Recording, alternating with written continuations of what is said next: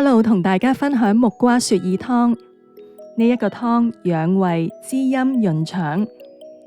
另外，木瓜都有去濕作用，但係就溫和一啲。喺開始之前，請你都可以 like 點讚、subscribe 訂閱我嘅頻道，撳埋鐘仔，多謝你哋。好啦，首先一齊去買木瓜。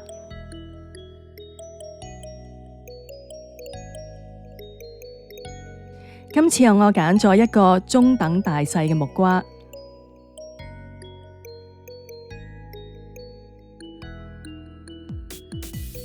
材料好簡單，首先就係木瓜。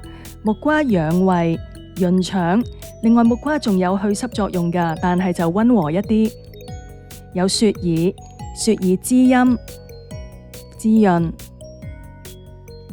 仲有蓮子。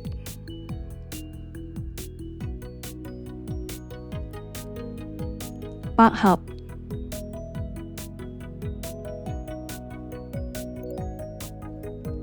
如果喜歡嘅話，仲可以落2粒蜜棗，就係5樣材料咁簡單。我哋將蓮子、百合同埋蜜棗洗乾淨，放喺水裏邊浸30分鐘。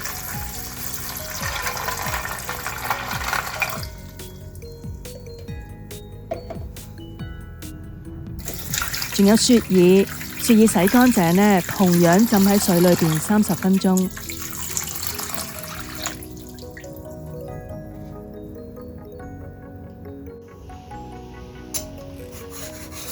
木瓜呢，我哋批咗皮啦，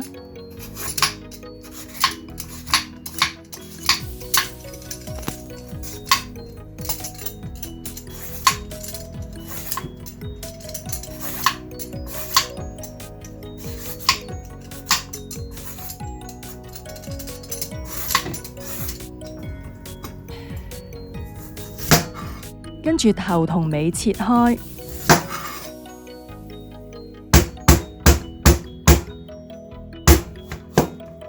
切開一半，將裏邊嘅核挖咗出嚟，啲囊亦都係。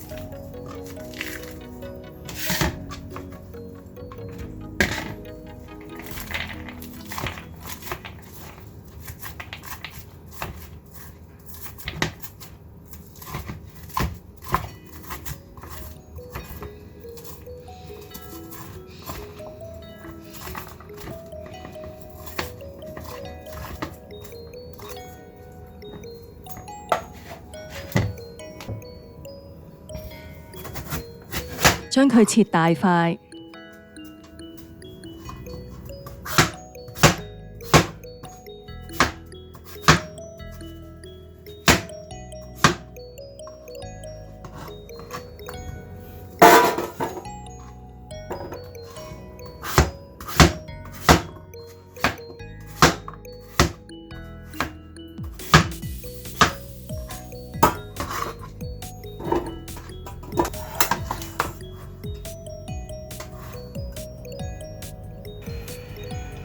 咁我哋有一煲清水啦，可以同步凍水放材料落去，跟住開火煲。木瓜、雪耳、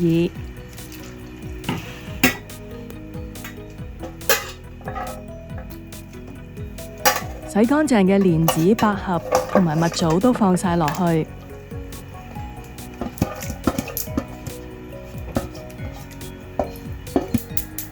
用大火煮滾佢先。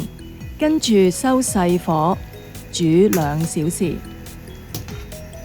記住煲滾佢先啊！跟住收細火煮2個鐘，攪勻佢呢就可以閂蓋啦。2個鐘頭之後煮好啦，呢個湯養胃、滋陰、潤腸，好容易準備。